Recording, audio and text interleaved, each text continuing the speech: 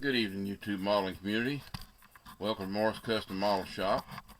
As always, God bless all here. It's James Morris here.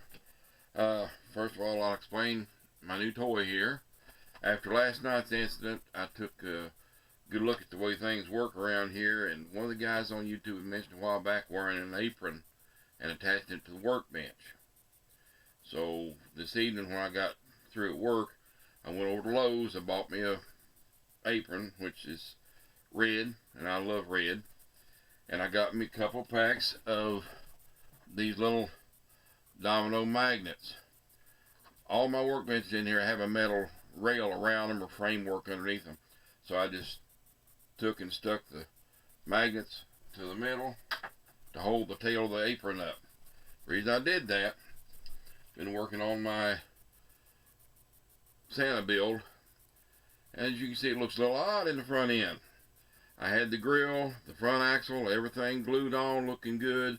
One hairpin radius rod on. Was putting the other one on. Had the radiator hoses. I custom made my own radiator hoses. I'll show you how I do that sometime.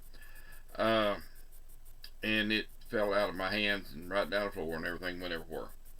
So I said, that's not going to happen again. I spend too much time crawling around on the floor looking for parts that I've dropped, and I'm not able to do that much anymore. My legs just won't take it.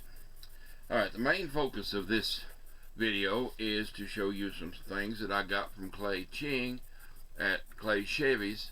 We did a little trade here a while back. I sent him a package, and he's putting up a video about what I sent him. In return, he sent me some that I've been wanting. The Starskin Hutch car, which I've looked through it. I owned a Torino at one time, 73. It had a 351 Cleveland in it, and this is really close on a Torino with a body style and everything like that. The 351 in it looks a little short to me. Doesn't look as long. I remember that car well. It filled the engine bay on that car, on that Torino. I know they put 428s in them, but the 351 Cleveland is not much smaller in overall size, length, and width than a 428. It's just the 428's got a bigger bore. So other than that, this looks like a great kit. A lot of you guys have built it, you know it, and it's a lot of fun.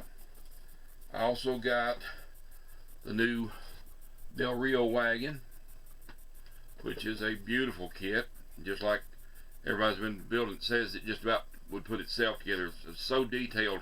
The only thing I can see a man needs to add to this is spark plug wires.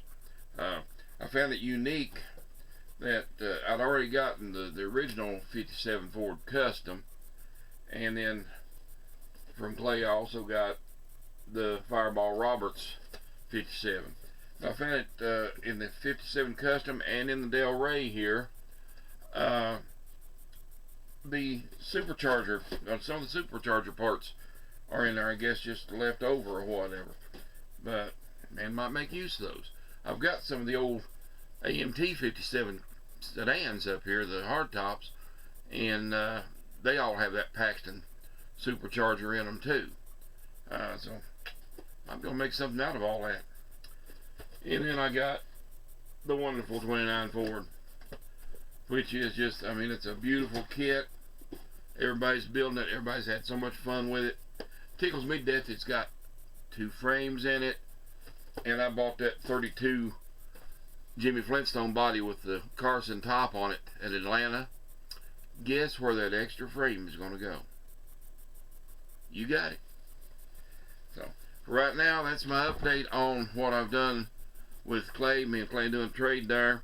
It was a very, very beneficial trade for me. I enjoyed it. I'm glad I got the more modern kits that I'm lacking.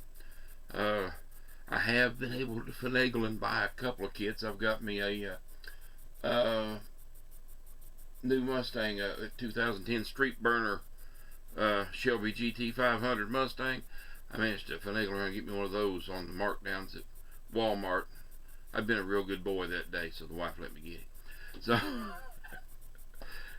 but for the time being, that's about it. I'm gonna get back to work, try to see if I can get this frame and stuff back together on this thing.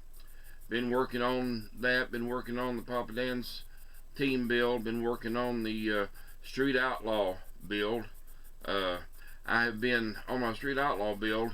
I have been working on narrowing the rear frame and getting it ready to put back together.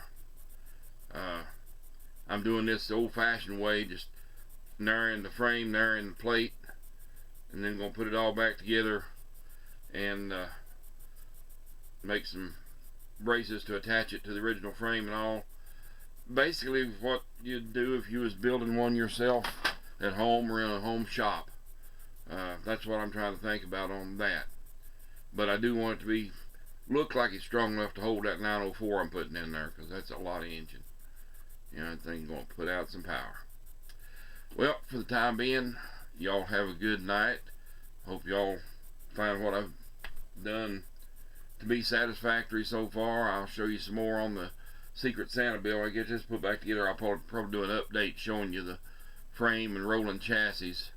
I have got some paint on the body. I told you it's going to be a metallic black. And there's my interior. It's not glued in. There's my interior to it. Did it in flat black and red. Just basically right out of the box. The bed covers and like that are going to be in a black and red. But I still think that even with the black and red there, see, I drop stuff all the time. Even with the black and red, I'm still thinking the top should be pretty much left white. I think that's going to look good like that. What y'all think about that? Let me know if you think I need to do the top another color, if you think the white is going to look good enough on it. In the meantime, y'all have a good evening. Thank you for tuning in. Thank you for subscribing. Hope everybody's having a great day. My lawn was.